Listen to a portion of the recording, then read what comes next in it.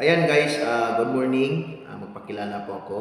My name is Kenneth Kabasag, aka Mr. Suave ng Rising Era Dynasty. Ayan guys, so ang topic natin ngayon is yung about sa mind setting.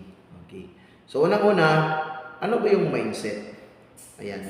So sa mindset guys, kumbaga meron siyang dalawang klaseng mindset. Meron siyang positive mindset, meron siyang negative mindset. Okay. Kung sa tingin mo, nakita mong video na ginagawa namin yung video presentation about sa business, kung nakita mo to, so alin ka dito? Positive ka ba or negative ka ba? So kasi ang mga tao mga negative, kasi bakit po merong positive at saka negative? Kasi involved po yung emotion. Ayan po. So yan po, kaya nga merong positive at saka merong negative kasi involved po ang emotion. Okay? So ayan, pag ikaw nga tao na positive ka, yung nakita mo yung video namin na yung positive mindset ka, yung pera mo, kung nasa positive side ka, yung pera mo, maghahanap tayo ng pera para kumikita tayo ng pera, para magdagdag sa iyo ng pera. Ayan, yung positive, kung positive ka po. Pero kung sa tingin mo is nasa negative ka, kasi ang negative, meron po yung triple P. So, ano po yung triple P? So, kakaiba po yan sa positive at saka sa negative. Sa positive, yung pera mo, hahanap tayo ng pera para kumikita ka ng pera. Pero sa negative side ka, ang mga problema na hindi mo problema, pinoproblema mo kung positive ka. Yan guys, so ngayon, pag nakita mong business namin, kung positive ka na tao, ikaw po yung motivation. So, motivation po yan. So, mamomotivate ka po. Yan. Pero kung sa tingin mo, yung ikaw is negative ka, ang tawag mo dyan is sales talk. Yan. Sales talk lang yan para may binta sila, no? Kasi negative ka. So, pag nasa negative ka, sales talk ang ano mo dyan. Pero kung positive ka, motivation ang tawag mo dyan. Tama? Ayan. Yung mga positive na tao, mag-loan ba yan? Yes, mag-loan yan. Mag-loan yan para i-put up sa business, para yung pera nila lumago, para kumikita din ng pera. No? So, ayan, nag-loan sila. So, para saan? Sa business. Yan, para sa business. So, pag mag-business sila, malulugi ba yan? Yes, malulugi. So, nag-loan ulit. Put up na naman ang business, nalulugi. So ayan, malulugi din yan. Bakit mo malulugi? Kasi wala kang idea. No? So, until such time nga sa pangatlo mong lugi, nagkakaroon ka ng skills. Ayan. So, meron ka ng skills. Bakit po? 3 beses ka na nalugi sa business.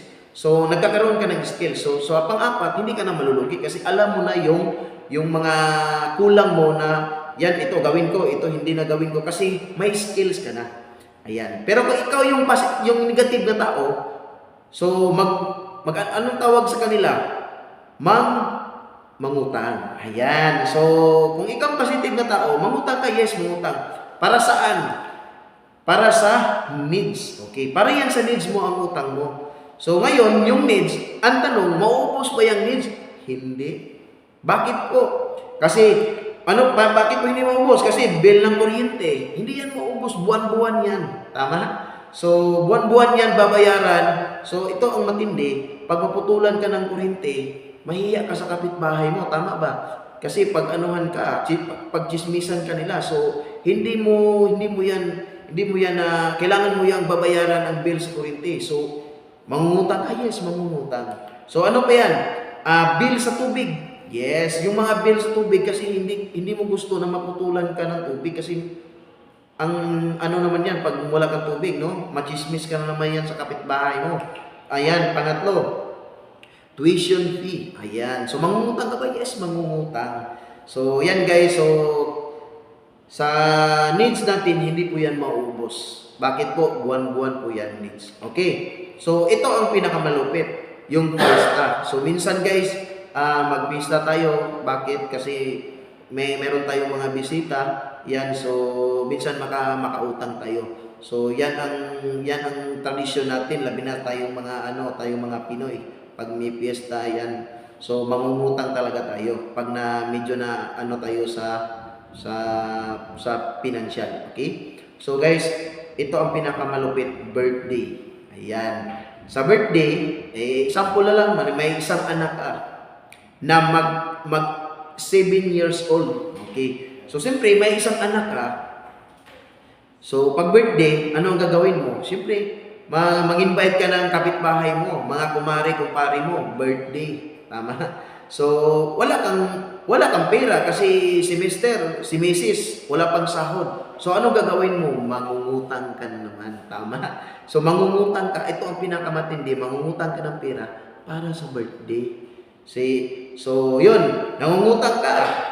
Nangutang ka ng 10,000. Yung 10,000, okay na yun para sa birthday sa anak mo na ika-7 years old. Di ba? So, ayan guys. So, after na meron kang budget na 10,000, siyempre, yung mga kapitbahay mo, imbitahan mo yan. Tama ba?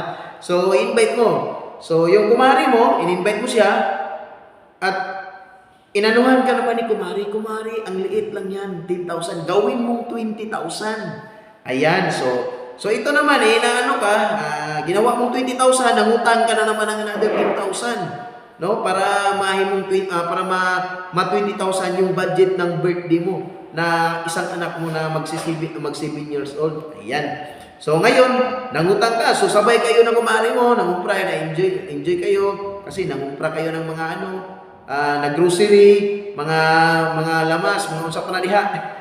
No? So karon pagkatapos ng birthday, so pinakain mo yung mga kapitbahay mo, siyempre naman, ang matindi pa doon, pagkatapos ng birthday, anong sasabihin mo sa mister mo? Ay, salamat, nakaraos tayo sa kahirapan. Anong nakaraos?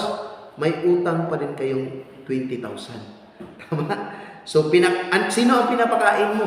Yung kapitbahay mo.